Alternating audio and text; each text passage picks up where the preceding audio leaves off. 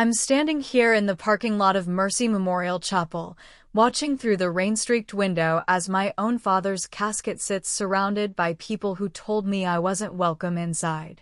My hands are shaking as I clutch the sealed envelope he gave me 3 months ago, the one with my name written in his careful handwriting across the front.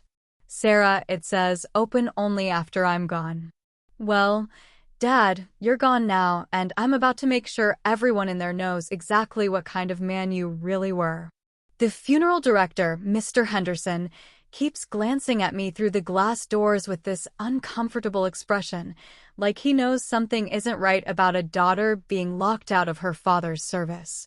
But my stepmother Patricia made it very clear when she called me yesterday morning. Sarah, I think it's best if you don't attend, she said in that syrupy sweet voice that barely concealed her venom. You know how emotional you get, and this day should be about celebrating Robert's life with dignity. We don't need any of your theatrical outbursts disrupting the service. Theatrical outbursts. That's what she called my grief when I broke down at the hospital 3 days ago, holding Dad's hand as he took his last breath. I can see them all in there now, sitting in the front pews like they own the place. Patricia in her designer black dress that probably cost more than my monthly rent, dabbing at her eyes with a handkerchief for show.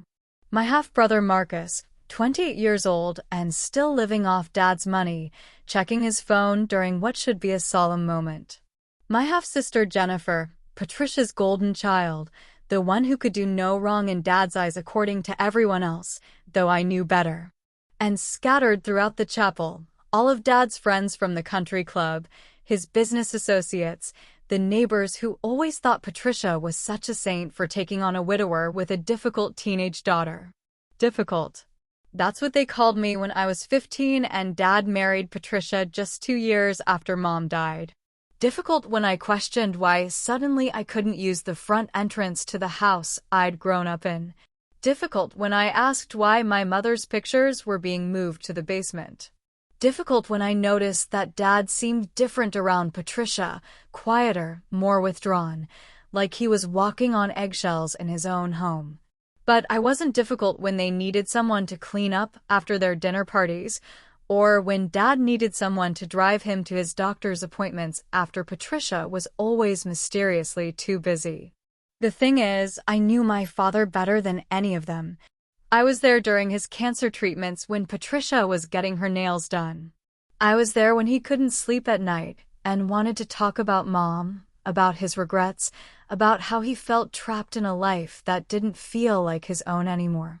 I was there when he told me, with tears in his eyes, that he'd made a terrible mistake but didn't know how to fix it without destroying everything. Sarah, he whispered to me just last month, I need you to know that you are my heart. You are the best of your mother and me combined, and I am so proud of the woman you've become despite everything I've put you through. Now they're starting the service without me, and I can hear Pastor Williams beginning his remarks about Robert Mitchell being a devoted husband and father, a pillar of the community, a man who lived his life with integrity and love. It's all lies, or at least it's not the whole truth. The whole truth is sitting here in this envelope, and I'm about to make sure everyone knows it. I take a deep breath, smooth down my black dress, the same one I wore to Mom's funeral 12 years ago because I couldn't afford a new one after losing my job last month, and I walk through those chapel doors with Dad's final words burning in my hand like a torch. Let me take you back to where this all really began, because understanding my father's funeral requires understanding the 15 years that led up to it. When my mother died of breast cancer in 2009, I was 13 years old, and Dad was completely lost. He'd been with Mom since high school, never learned how to cook a proper meal or do laundry or handle any of the emotional labor that kept our family running. I stepped up because someone had to. I learned to make his coffee exactly how he liked it, black with just a half teaspoon of sugar. I figured out how to iron his work shirts for his job at the insurance company. I even learned to forge his signature on school permission slips because he was too depressed to deal with regular parenting tasks. For 2 years, It was just us against the world, and despite the grief, we were building something real together. Dad would come home from work and ask about my day, really listen to my answers. We'd watch old movies on Friday nights, the black and white ones Mom used to love, and he'd tell me stories about their courtship, how he knew she was the one when she laughed at his terrible jokes. We'd visit Mom's grave every Sunday after church, bringing fresh flowers and sitting on the little bench nearby while Dad talked to her about his week, about how proud she'd be of the young woman I was becoming. Those Sunday visits were sacred to us, a tradition that felt like keeping Mom alive in some small way. Then Patricia entered our lives like a hurricane in designer clothing. She was a widow herself, had lost her husband in a car accident 3 years earlier, and she met Dad at a grief support group that his doctor had basically forced him to attend. At first, I thought she might be good for him. She was polished where Mom had been down to earth, organized where Mom had been spontaneous, and she seemed to genuinely care about Dad's well-being.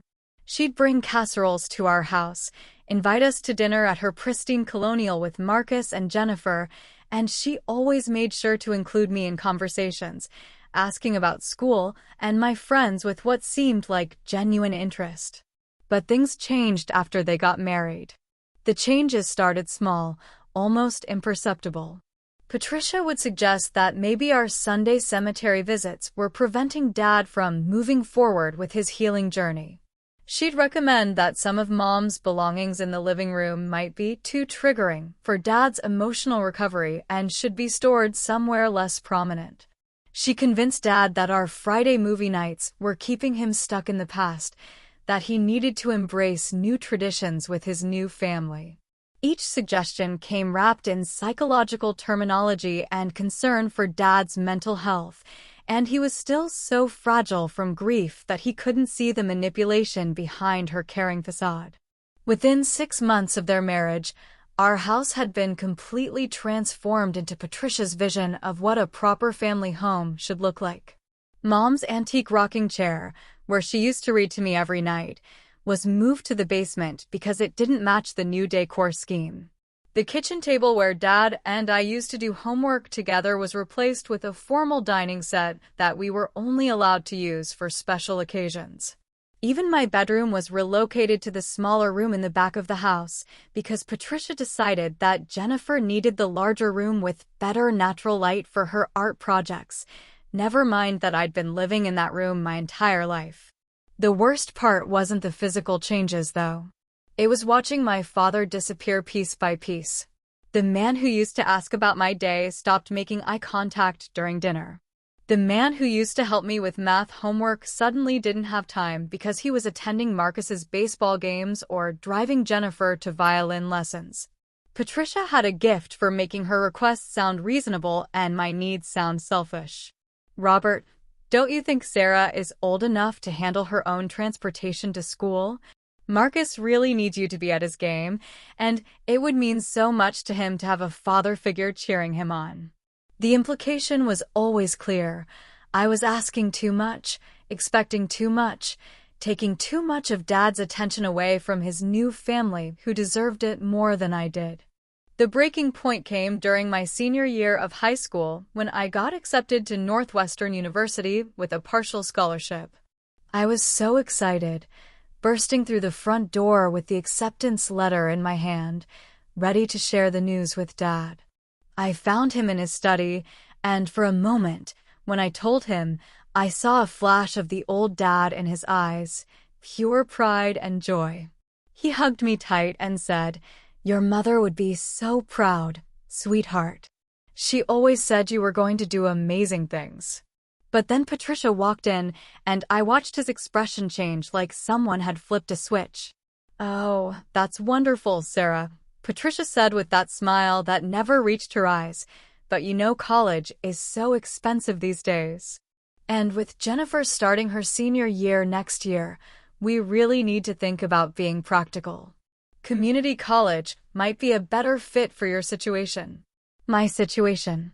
Like being Dad's biological daughter somehow made me less deserving of the same opportunities they were already planning for Jennifer, who had never shown any interest in academics and spent most of her time posting selfies on social media.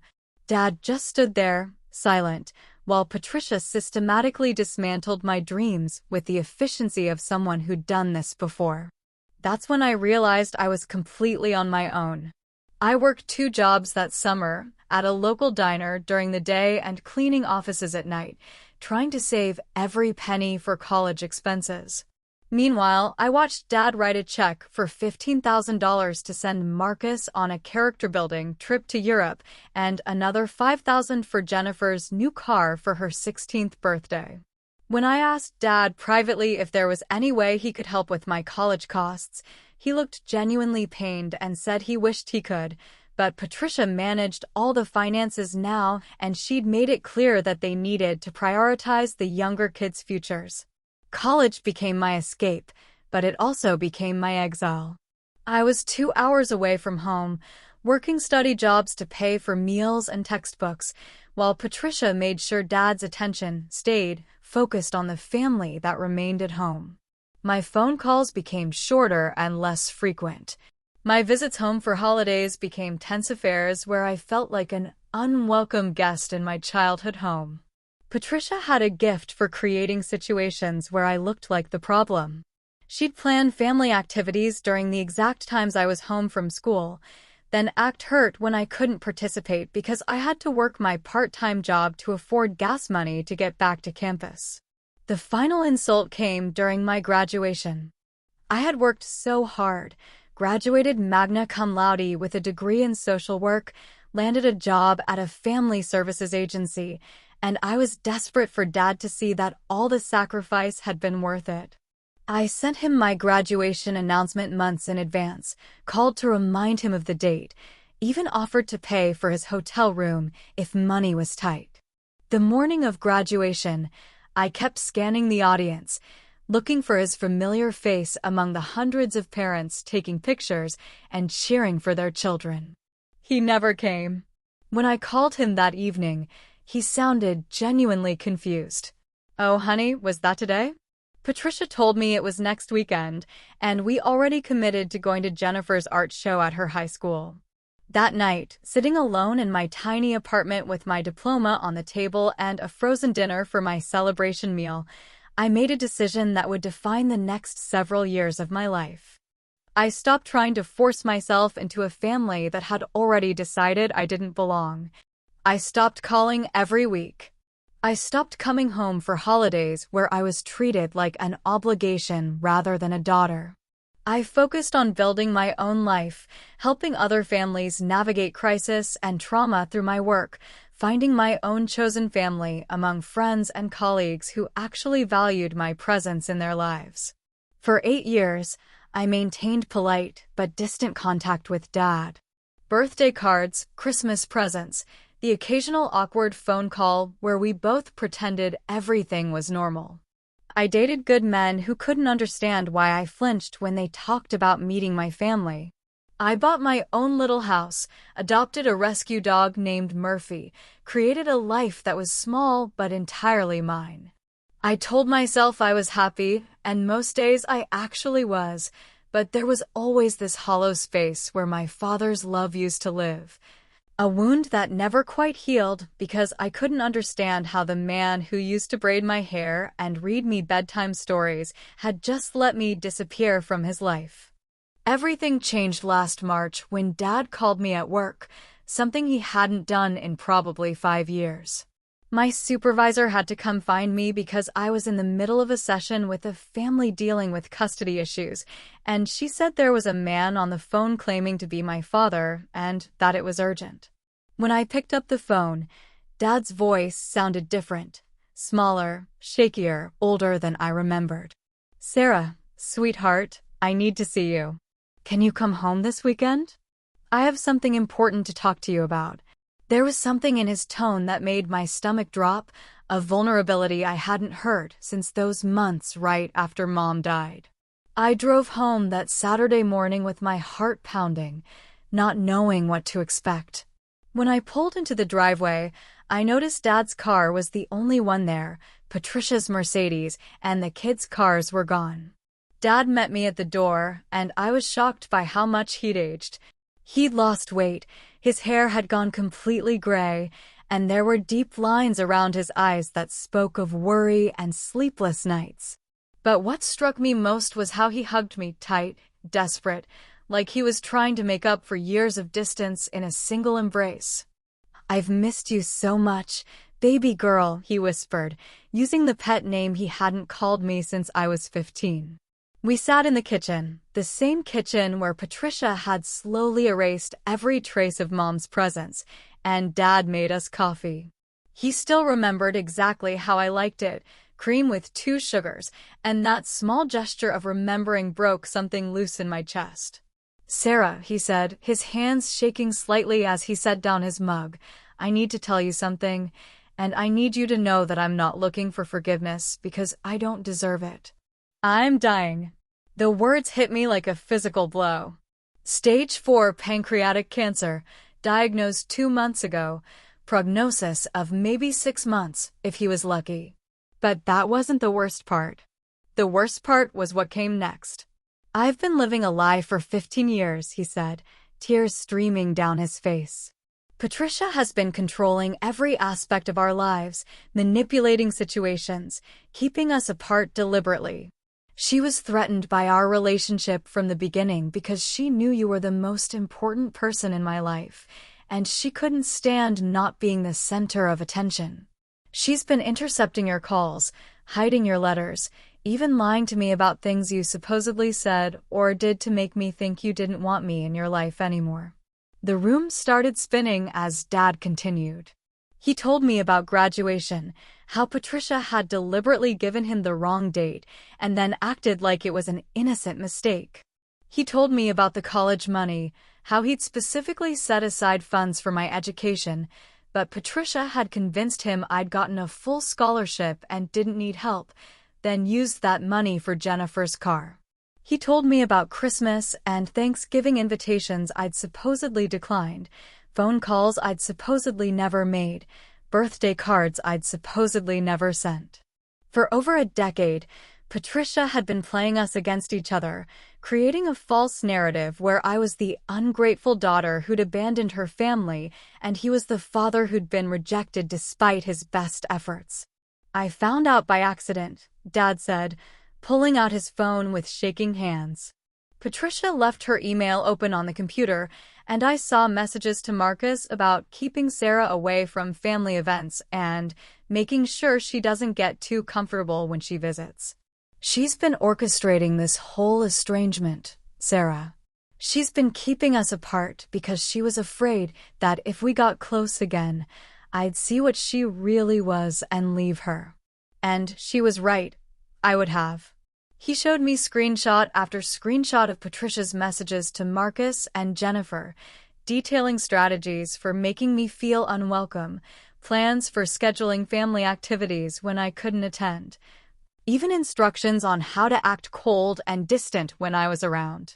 The betrayal was so complete, so calculated, that I couldn't even process it at first. All those years I'd blamed myself for losing my father's love.